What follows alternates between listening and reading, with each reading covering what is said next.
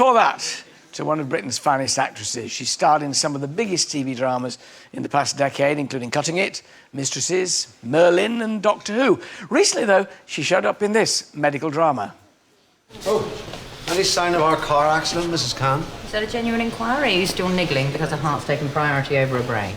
I'd rather have a dodgy heart and a good brain. I'm sure Mrs. Khan would agree with me if she could. I know cardiac isn't your specialism, so let me spell this out for you. Mrs. Khan is an elderly patient whose heart is bleeding as a result of a car accident. If I don't do something about that as soon as she gets here, she will die. You're very defensive. I'm not defensive. I'm just indifferent to your twinkly self-regard. Please welcome Sarah Parish.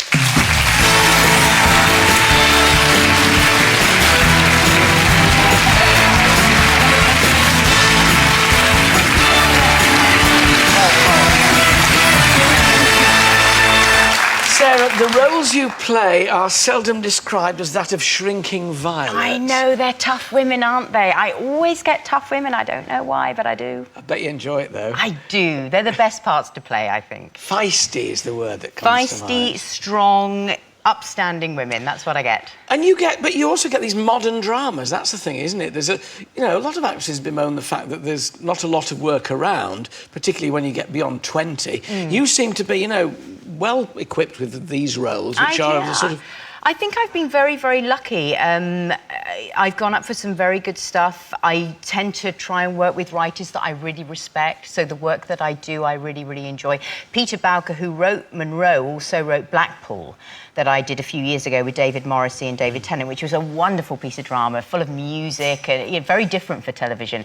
So when I heard that he was writing Monroe, I said, oh, I've got to be in that. Working there with James Nesbitt, good fun, I think, isn't it? Oh, gosh, he's an absolute scream. He's a terror. An absolute terror. I mean, he's such fun, full of energy. I don't know how he remembers all those lines. He's got this incredible memory and huge energy. He's just great to work with. Are we going to see more Monroe? Are we getting more? We are. We have had a second commission, and Jimmy and I go back up to Leeds in January, and we'll film there for another 3 months, and you'll probably see it at the end of the year, next year.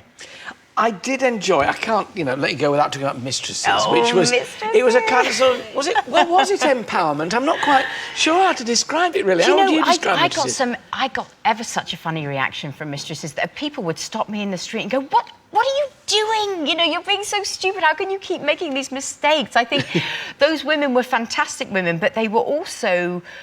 I think when it came to the end of the third series, we had to finish, really, because you were all pretty flawed in one way or another. We were flawed, Alan.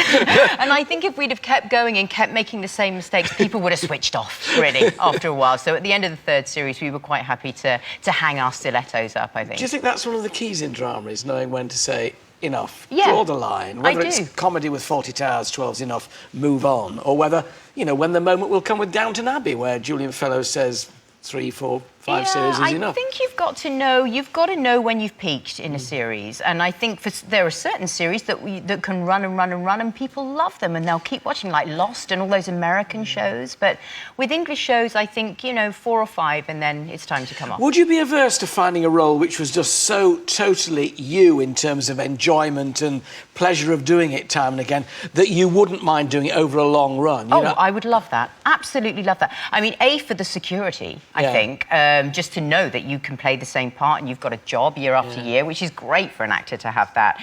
And if I could find a part that I could keep, discovering new things about, I would love that. But a soap? Maybe. Even a soap? Never say never. Never say never. Yeah. You're doing something else at the moment. You are, I've got to check this, because you are a National Lottery ambassador. I am the ambassador for the National Lottery Awards. Well, it's the annual award ceremony, and it's where the UK gets to pick their favourite lottery-funded project. Now, they've whittled it down from 840 projects to 22, and these 22 finalists will all be on the show on, I think it's on November the 5th. There's a lovely big show. That's BBC. That's on the one. Is that the one show that you're on? No, it's on BBC. Oh, it's on BBC. Yeah, it's on November the 5th on Saturday night. That'll be. Right. And basically, the UK will get to see where all that lottery money goes. £28 million a week is spent on these charities. Now, I think it's just so nice to know where that money's going, isn't it? When you buy that scratch card. So I know they can vote.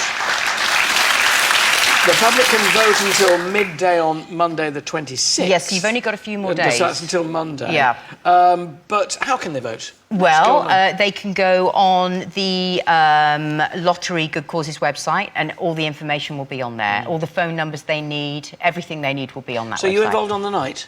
I can't, unfortunately. I can't. I But know I was going to do a prize, but I can't. I'm working, so I just can't. get the enthusiasm going before. Yeah. But as you say, it's nice to know where it goes.